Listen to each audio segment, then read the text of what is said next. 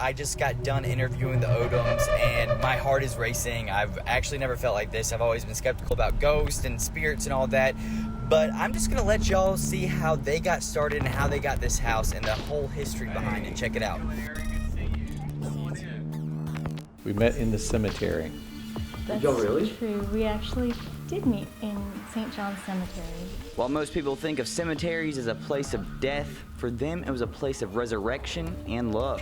Seems like a strange, sort of morbid meeting, but it's a place that's important to both of us. The couple soon got married after and bought the 120-year-old historic house located on 52 West Gonzales Street, both not really knowing what to fully expect. The house was acquired in 1998, and when it was acquired, the idea was it might be haunted, who knows, and it's exceeded my expectations. I think Sophie has been surprised at how many ghosts have showed up here too. I was surprised because I didn't really get the heads up. A surprise is a little bit of an understatement. After completely renovating the estate, they ran into many paranormal encounters. Heard things, see things fly through the air. Most scared I've ever been, though, is when I was walking up the back stairs and the light switch turned itself on and then turned itself off, and then turned itself on and turned itself off.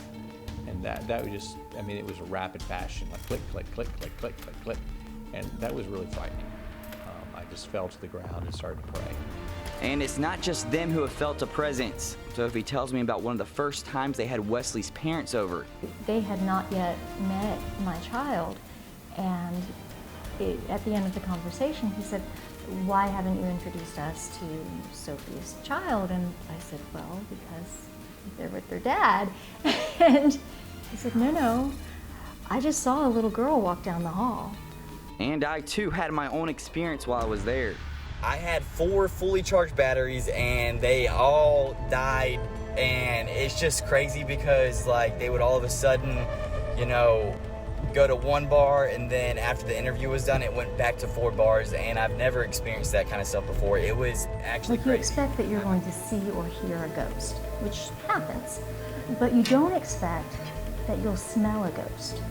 And let me give you, for instance, sometimes you'll just get a whiff of bread baking. You really do find ways to communicate with you. Some people might think it's crazy to live somewhere known to be haunted, but for the Odoms, it's what they call home.